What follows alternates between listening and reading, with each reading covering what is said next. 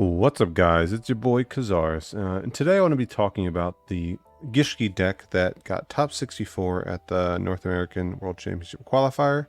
Um, Before I get into it, absolutely no shade to Omar. Great job. I'm sure he played well. I'm sure he also drew well, because I just want to get into, objectively speaking, the statistics of the deck. It's very cool. I like that he took Gishki.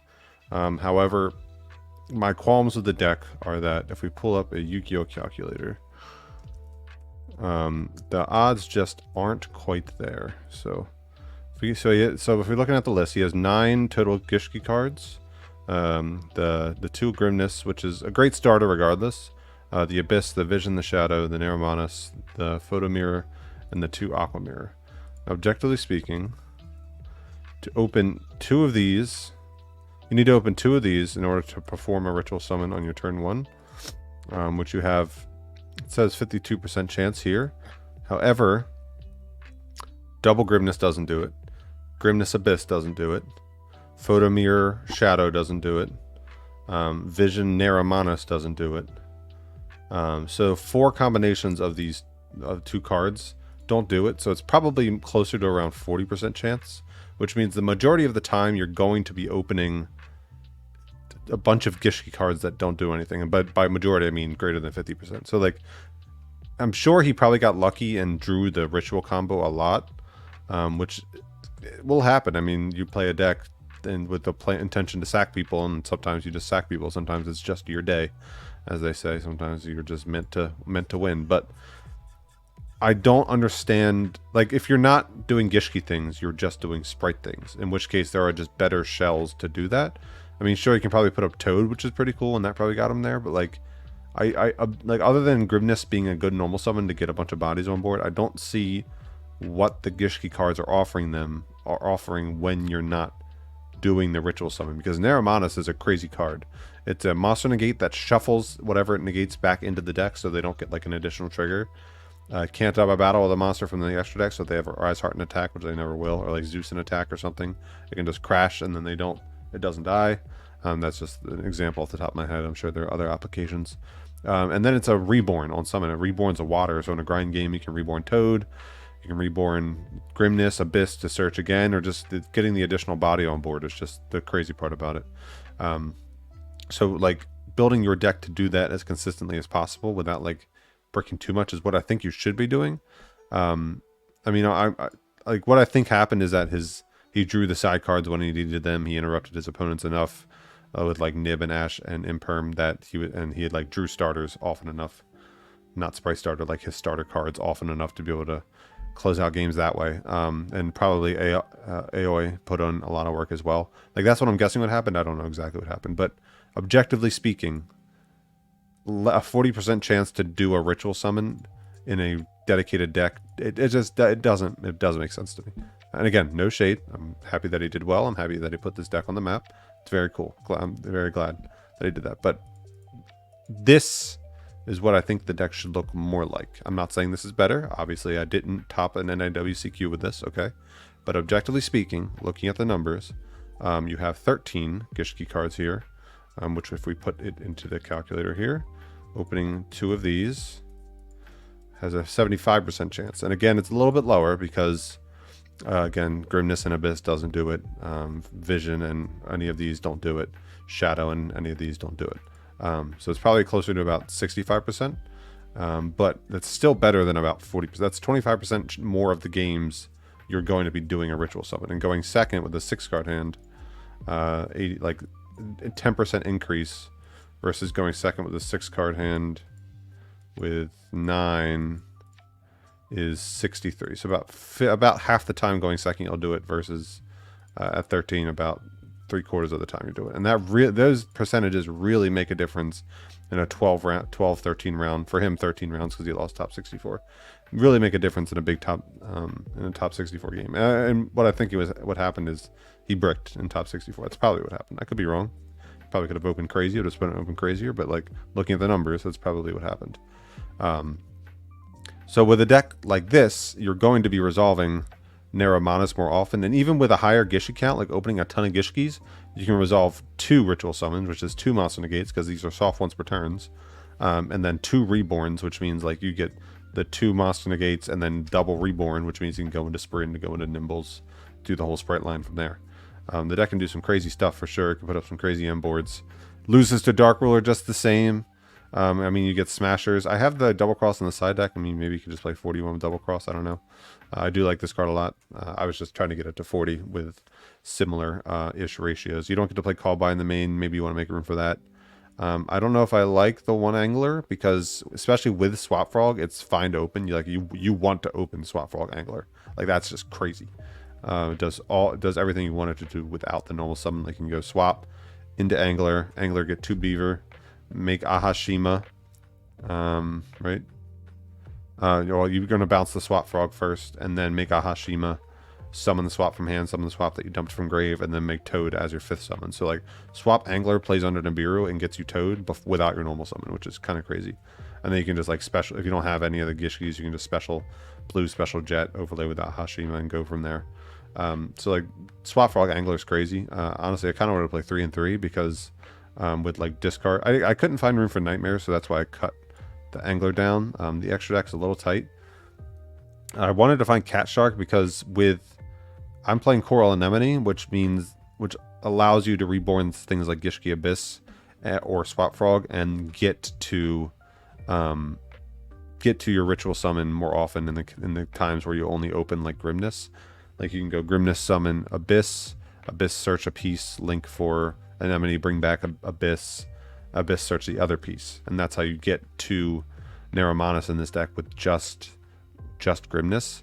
Because Elf was normally what you use, but now that Elf's gone, this is like your way to do it, but it locks you into Waters, which means that you get like Narrow on the field with Anemone, and then you have 2 on the board to kind of not do much with, which is why I liked Area, because this is it can sometimes come up. There are some water monsters that you can take like against like random tier decks, tier cash you can take. Not that it's like any good, but like those are things that you can do. But mainly it's just good because it floats if it dies.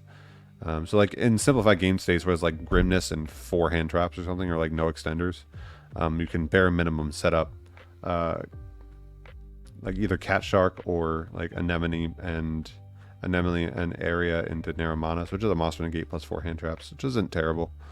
It's pretty solid. And then so that's why I like Anemone. And then with the 2 swap, I cut it down to 2 because, like, I guess he played 3 because he was finding that his Gishkis were bricking him more often. But, like, with Swap Frog, at least you can turn them into extenders, which is kind of neat. And then Ahashima is, of course, great to make Toad. So this is my extra deck. He wasn't playing Djinn Buster either, which I don't agree with, because Blue Jet, add starter, make Djinn Buster, summon Carrot. That's just stupid. Monster negate, spell trap negate, or double monster negate if you want to summon red instead. But I find with Narrow being a monster negate, you typically just want to go for Carrot. And then the coolest part about Gishki that I find is being able to side Zealgigas and Necromirror, because when you cut down on all the Gishki cards and reduce your odds of making a ritual summon, I'm not surprised he doesn't side these, because his odds of doing a ritual summon are low. When you have a higher odds, you can more reliably put these in, which means that Necromirror contribute an opponent's monster as the entire requirement for your ritual summon. So you have a 1 must answer card. If it can't be answered, you what the heck? You tribute your opponent's monster, and then you summon Zealgigas. Necromirror can then stack itself and any Gishki monster, put itself on the bottom, and then stack any Gishki monster on the top of the deck, which means that Zealgigas will 100% draw a Gishki card and non-target shuffle a card onto the field of the deck. So Necromirror Zealgigas answers 2 cards immediately, which is just crazy. So like this is like the best part of the Gishki package, being able to side these, and then just having a 3200 beat stick, just to, because it's like Sprite lacks damage, so these ritual monsters just output a ton of damage, which is crazy. So like, you side out a Photomirror and an Aeromonas for a Necro and a Zealgigas going second. That's just the easiest swap ever. Because you cannot play Photomirror and Necromirror at the same time. Because if you summon a level 10 with Photomirror, you lose 5,000 life points. And if you summon this or Neuromonas with Necromirror, you lose life points equal to the attack. So you lose at least 3,000. So you can't resolve both Photo Mirror and Necro Mirror in the same game, so there's no point in playing both, otherwise you lose. So you literally cannot. So you just swap out a Neuromanus and a Photo for a Necro and a Zeogigas. I did like his AOA tech. I was not playing that, but it makes a ton of sense. You're playing a ton of waters, especially with Thrust. You can set it. It's essentially the same thing as Dust Shoot, so pretty crazy. But I just wanted to show you a combo. All right, we open Grimness. So not playing around hand traps. If we do get hand trapped here, we have Jet at least to extend. So just Grimness can get Jet, can get one piece of the puzzle here. Now we can just go into Sprite stuff with Sprint, or we can go into, we could probably do Jet first. Yeah, let's see what we can do here. So we can go Jet first. Turn this off. Jet can add Starter, or Smashers, get Interruption.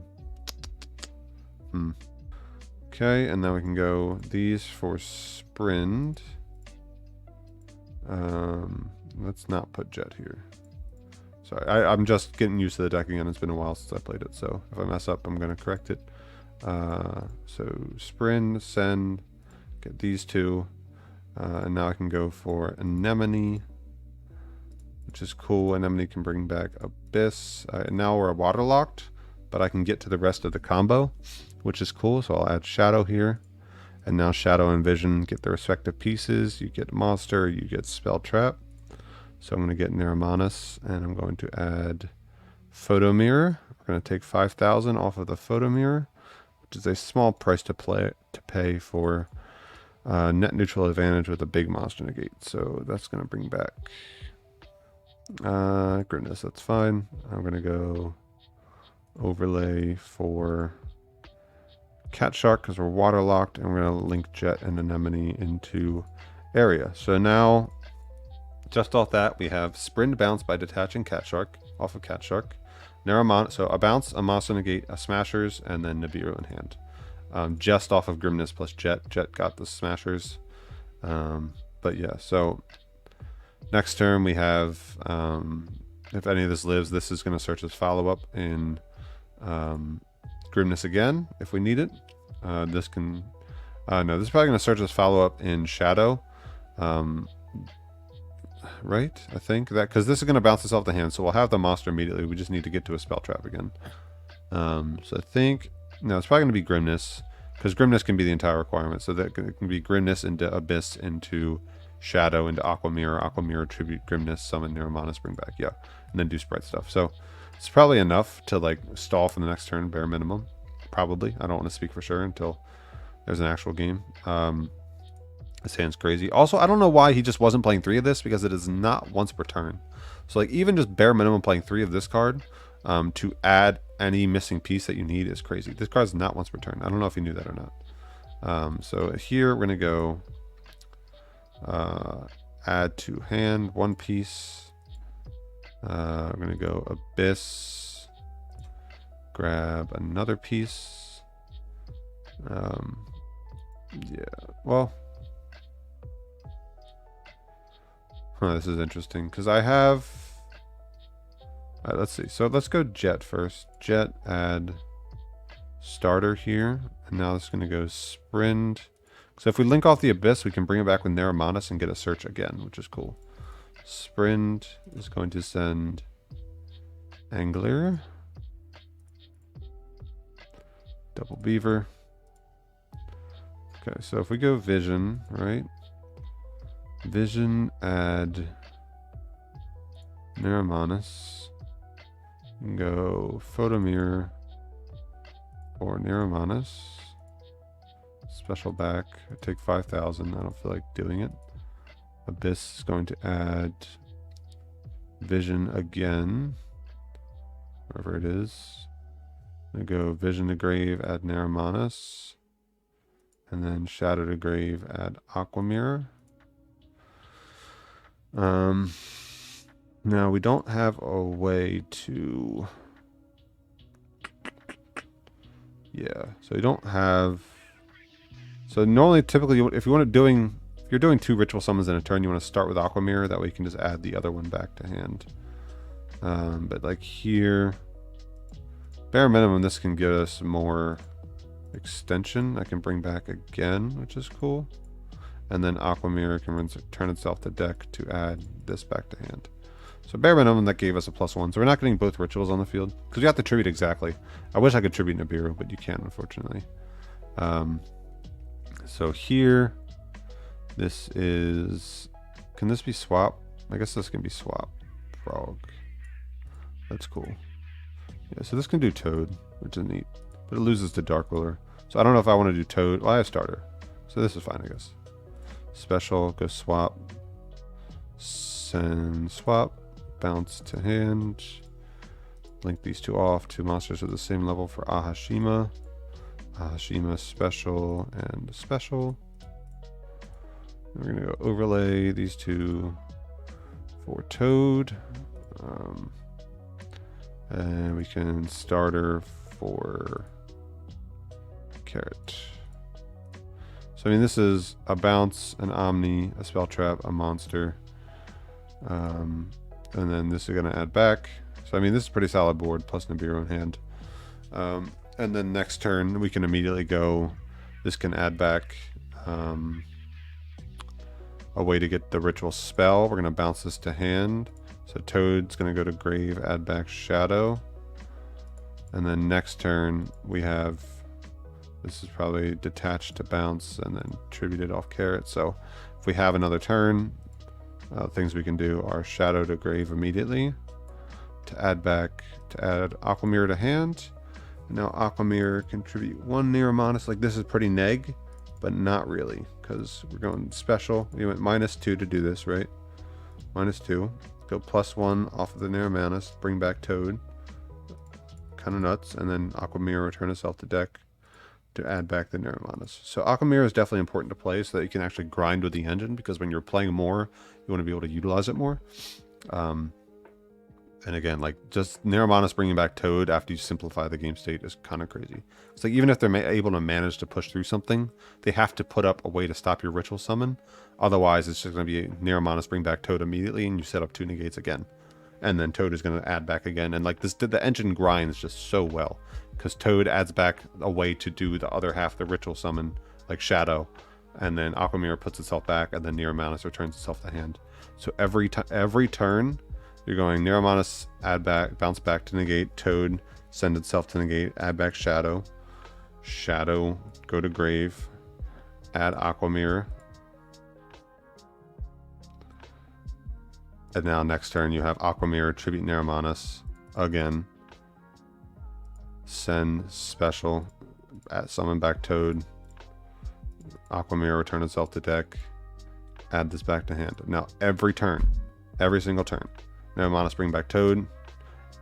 Toad, add back Shadow to search Aqua Mirror again.